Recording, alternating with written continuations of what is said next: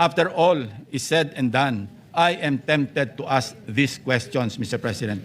On the West Philippine Sea, which side of the South China Sea is Senator Marcoleta on?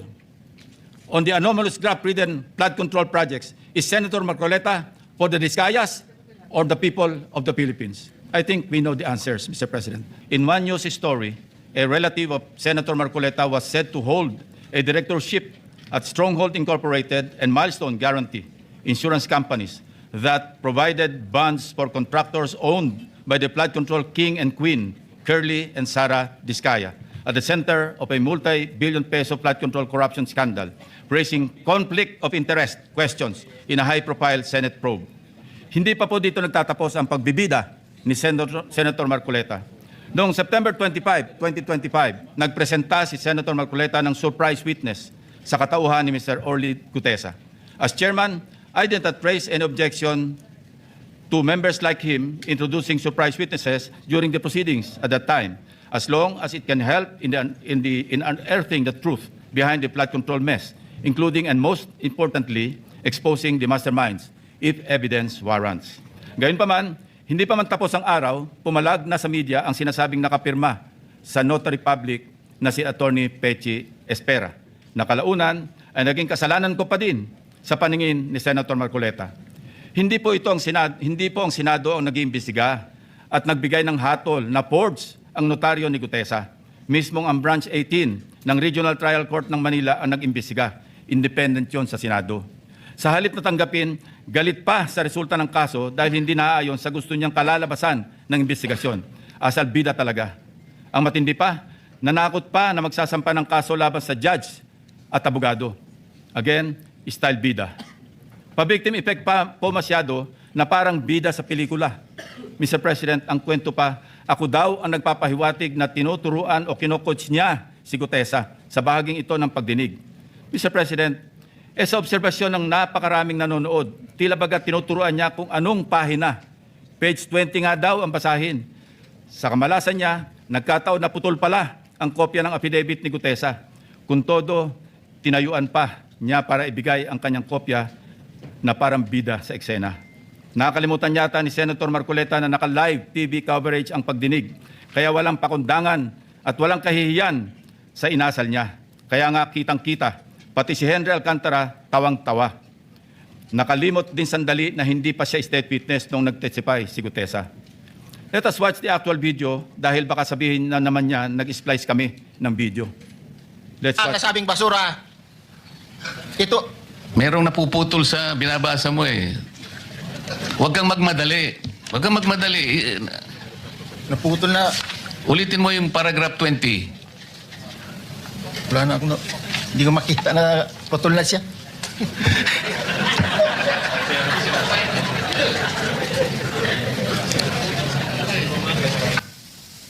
I strongly deny that I made mention of him coaching Gutesa, Mr. President. Ulitin ko sakaling hindi pa rin talaga magets. Tinanggap pa rin ng komite ang sinumpang salaysay ni Gutesa bilang valid at bahagi ng record dahil sa katotohanan siya ay personal na humarap at nagpatunay under oath ng nilalaman ng kanyang affidavit. Ang masama, Mr. President, tinanggap naman natin sa record ang testimonya ni Mr. Gutesa. Hindi pa rin tumitigil sa kakareklamo si Senator Marcoleta. Mr. President, ang tunay na issue hindi ang forged na affidavit kundi ang biglaang pagtatago at pagkawala ni Gutesa.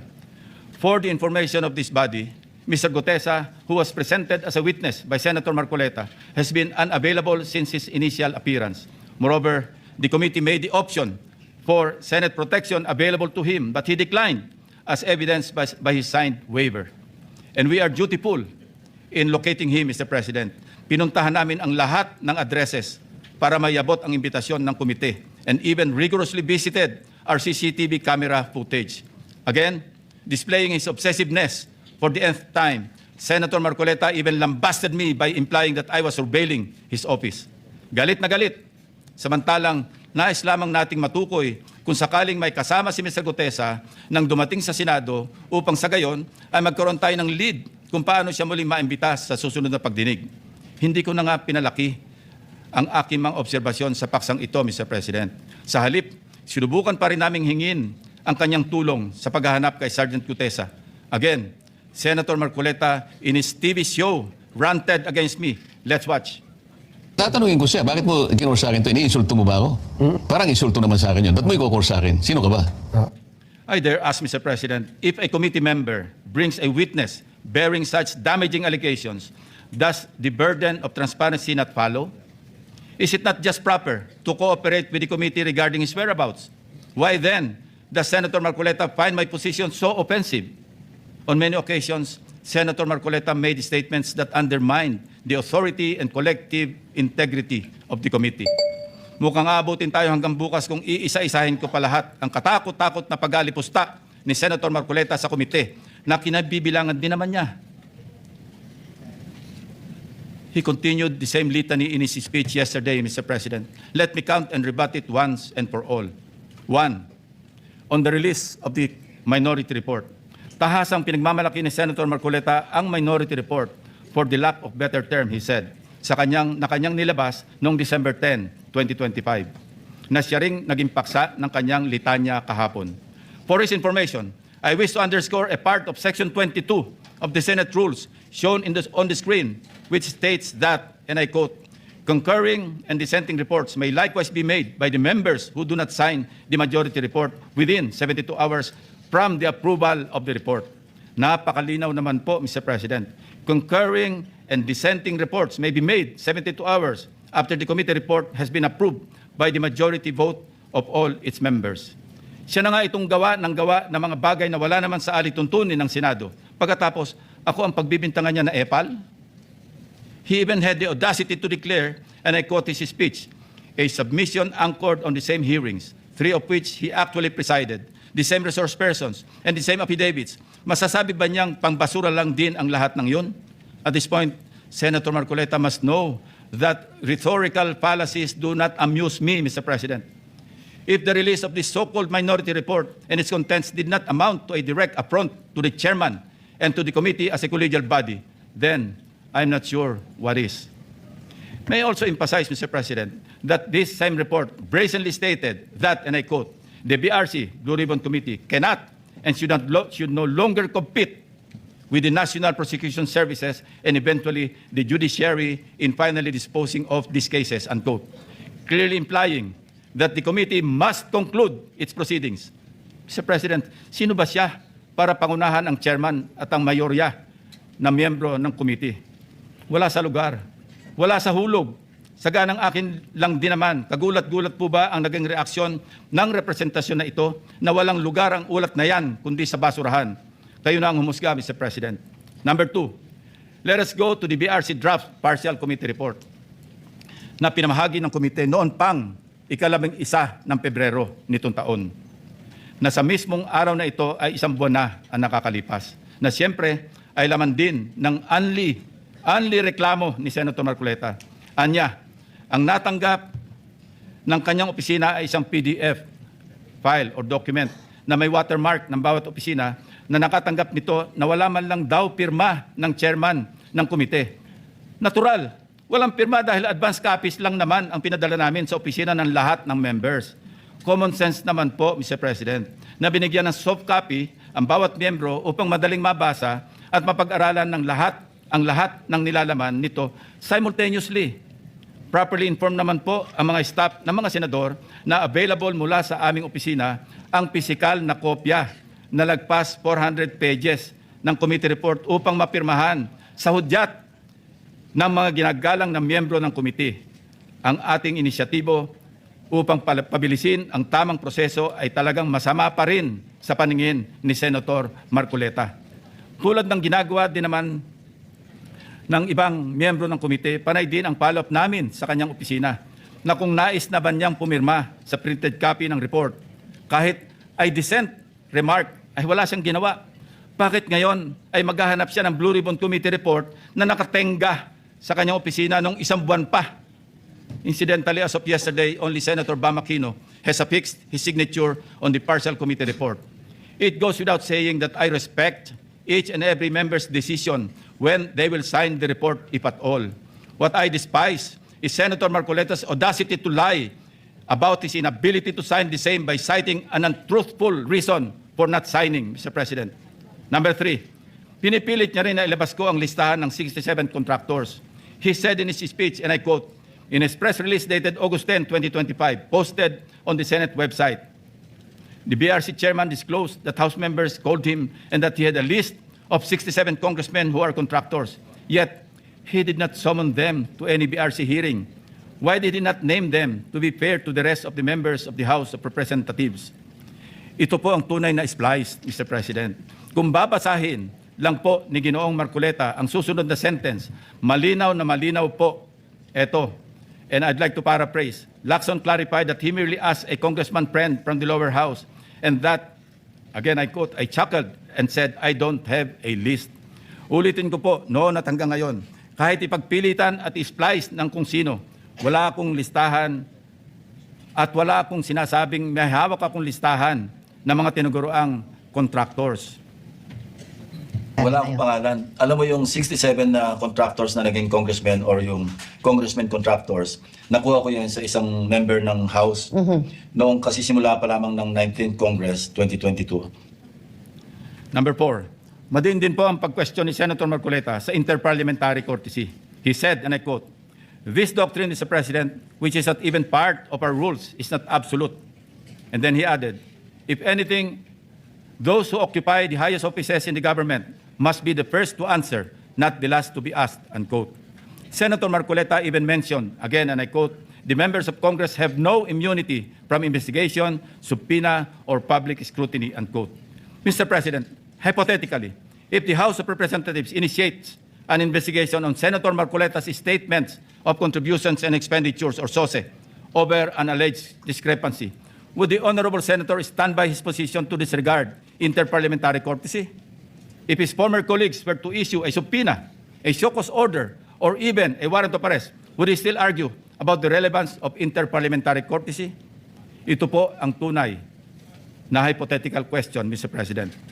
Lest we forget, 2 taon pa lamang ang nakakalipas, siya mismo ang nagsisisigaw sa House of Representatives at nag-motion na i-terminate ang budget deliberations para bigyan ng parliamentary courtesy ang Office of the Vice President.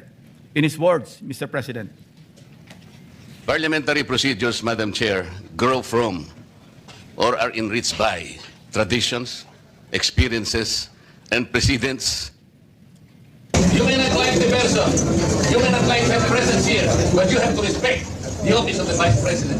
That is all, because that is guided by the tradition. Kahapon po, kagaya po na sinabi nila, wala nang pinagtanong sa office of the President, and that is correct. That is in line with that tradition. such hypocrisy, such double standard, such a farce that does not dignify an answer, Mr. President. Incidentally, since I mentioned this SOSE case with the COMELEC in violation of the Omnibus Election Code, kung ninanais ko lamang na ipahamak siya, ay naghain na sana po ako ng Senate resolution calling for an inquiry in aid of legislation para ipatawag ang mga COMELEC officials upang ipaliwanag bakit masyadong delayed ang usaping ito. When the issue of Senator Marcoleta's failure to disclose his campaign contributors in his sources surfaced, our dear colleague tried to clarify the matter. In fact, during his own show sa Ganang Mamamayan dated November 8, 2025, he made the following disclosure. Please watch. Nelson, alam mo, mga kaibigan ko, nagbigay sa akin talaga. Alam mo, pakiusap lang nila, isa lang. Tanggapin mo ang tulong namin sa'yo. Okay. Congressman ako noon, Kong. Kami po ay naniniwala na karapat dapat kang makarating sa Senado. Tanggapin mo ang lagang to. Marami sila. Isa lang ang kanilang pakiusap sa Ano akin. po yun? Eh sana wag muna kaming i-disclose ang identity. Ngayon, kapag ka naglagay ako ng figure sa contribution, mapipilitan akong mag-disclose ng pangalan nila. Alam mo kung bakit? Merong kaakibat na kung tawagin ay deed of acceptance of donation. Paano yun kako? Contribution to eh. Oo. Hindi, sabi niya, binigay ko nga sa'yo, contribution, pero utang na loob mo sa akin yan. Ituring mo na lang na utang, sabi niya, di ba? Loan. But when he was issued a show cause order by the COMELEC, he tried to backtrack on his arguments by saying that he received those contributions when he was not yet a candidate, as defined by the decision of the Supreme Court. I guess Senator Marcoleta and his legal team thought they were being smart by being technical about when these contributions were made. Pero nakakatawa, Mr. President, ay wala nang mas lilinaw pa sa sariling pag-amin ni Senator Marcoleta. Tumanggap siya ng pera para magkaroon siya ng utang na loob sa mga taong yon. Isang maliwanag na admission against interest, ang sabi nga ng mga abogado. Bilang isang abogado, dapat alam ni Senator Marcoleta na dahil dito ay shoot siya sa balde sa kasong indirect bribery under Article 211 ng Revised Penal Code dahil member siya ng House of Representatives ng panahon na yon. Maliwanag sa batas na krimen sa mga public officials na tumanggap ng pera o gift by reason of their office kahit walang pangako na particular act or omission sa nagbigay ng pera. Bakit nga ba hanggang ngayon ay hindi pa rin nilalabas ng COMELEC ang resolution ng SOSI case ni Senator Marcoleta? Number 4, as for Mr. Saldico, let me state this plainly. 2 beses nating siyang naimbitahan para personal na humarap at personal na mag-testify sa komite. He needs to appear and substantiate the statements he posted on his Facebook account. Twice, he refused, citing medical and security reasons. Dahil sa bigat at seryosong aligasyon kanyang binitiwan, hindi maaaring pahintulutan ng komiting ito na manatiling nakabitin ang mga akusasyon na hindi siya humaharap at nanunumpa sa harap ng kapulungang ito. Sa katunayan, ako pa mismo ang nagmungkahi sa ating chat group na payagan siya magtestigo sa mula sa Philippine Embassy kung saan man siya naroroon. Gayunpaman, pinarating ni Senator Ronald Bato de la Rosa mismo ang kanyang apprehension sa suhestyong ito sa pamamagitan ng kanyang text message. Nais ko rin bigyan diin, Ginoong Pangulo, nang diskusyong yon ay nangyari bago pa man ilabas sa social media ni Saldico ang kanyang mga aligasyon. Panghuli, tungkol sa isyu ng apostille. Ang isang apostille affidavit ay hindi kailanman maaaring maging alternatibo sa personal appearance. Hindi ito mapapalitan ng direct testimony at lalong hindi dito mapapalitan ang tungkulin ng isang saksi na harapin ang komite, sagutin ang mga katanungan at sumailalim sa masusing pagsusuri. Kung handa si Saldico na magbitiw ng mga seryosong akusasyon sa publiko, dapat ay handa rin siyang humarap sa atin at panindigan ang mga aligasyong iyon sa ilalim ng sumpa. Ikalima, sa kanyang akusasyon sa representasyon ito kaugnay ni Congressman or former Speaker Martin Romualdez. Kung binasa lamang po ni Senator Marcoleta ang partial committee report, makikita po niya na nakapaloob na doon ang lahat ng nais niyang ipahayag. Kung hindi man higit pa, rekomendasyon para sa fact-finding investigation, AMLAC bank inquiry and filing of freeze order petitions are for future. Kung napakarami pa niyang gustong ipaglaban at paimbestigahan, bakit siya rin ang nagsabi sa kanyang minority report na dapat tapusin na ang pagdinig? Kung sa bagay, kung mayroong isang bagay na consistent si Senator Marcoleta, ito ay ang pagiging inconsistent sa kanyang mga pinagsasabi. As to the other witnesses allegedly not invited by the committee, it bears stressing that the committee has not terminated its hearings, contrary to the suggestion in the so-called minority report. The intention at this stage is simply to have the partial committee report filed and sponsored in order to reflect the evidence received thus far and to allow the committee to consider the next steps, taking into account the views of the members on other areas that may be pursued as the path forward toward the eventual conclusion of the hearings. As to the other matters raised under the rules of the Blue Ribbon, the chairman serves as the chief executive officer of the committee and, as such, exercises broad discretion over matters pending before it, including the invitation of witnesses. Members may suggest witnesses or move for the invitation during a hearing, and if such motion is approved by the members of the committee, the same will, of course, be respected by the chair. Pang-anim, sa kawalang kamatayang i-give up ang KIG remark na umabot din sa isang full privilege speech upang ipangalandakan na ako ay nasa likod ng pag-i-splice ng kanyang video upang siya ay siraan. His statement, and I quote, verbatim, Mr. President, ang gawin natin po para madali, i-give up natin ang KIG. Then, mako-coordinate na natin lahat, unquote. Is that merely suggestive, Mr. President? Ito ay kasing kintab ng bumbunan na nasinagan ng tirik na araw sa tanghaling tapat, Mr. President. Sapat na ang kanyang hindi matapos-tapos na paliwanag na kesyo hypothetical daw, kesyo joke lang daw, ayon sa kanyang mga pahayag at kalaunan ay gusto pa niya amyendahan o i-correct ang journal ng Committee on National Defense of the Commission on Appointments. Mag-ingat po tayo rito, Mr. President, sa kanyang gusto mangyari. Your Honor, being the chairman of the Commission on Appointments, and some of us here as members, we must study diligently the legal implications of Senator Marcoleta's motion now pending before the Commission on Appointments.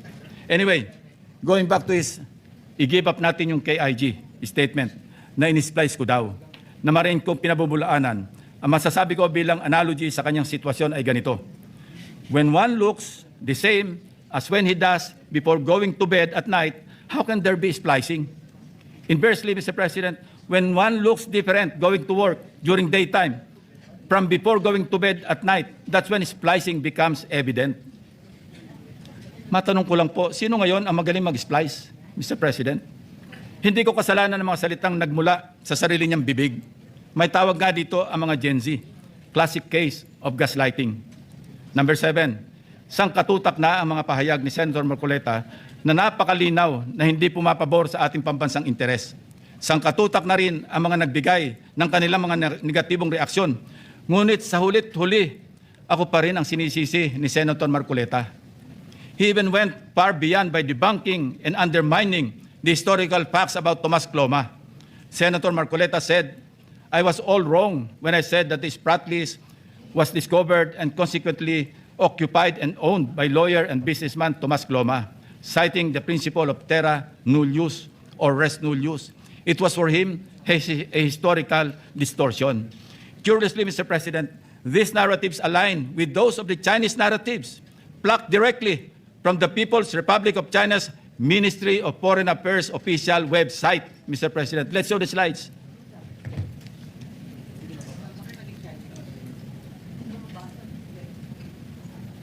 Ayan po, kita-kita natin. Kung anong sinabi ng website ng Ministry of Foreign Affairs ng People's Republic of China, yan din ang kanyang sinasabi. Now, Senator Marcoleta speaks of a pattern that he himself built in his head to discredit this representation. But if we backtrack the events that transpired in the past several months, one thing is crystal clear. When cornered by the fault of his own doing, he employs a diversionary maneuver, pathetically stretching the conversation, no matter how illogical, until people get drained and tired.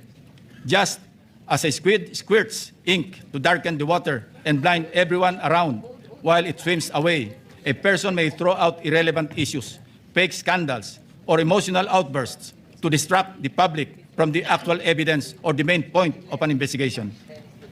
After all is said and done, I am tempted to ask these questions, Mr. President. On the West Philippine Sea, which side of the South China Sea is Senator Marcoleta on? On the anomalous graft-ridden flood control projects, is Senator Marcoleta for the Visayas or the people of the Philippines? I think we know the answers, Mr. President. Thank you, distinguished colleagues, and thank you, Mr. President.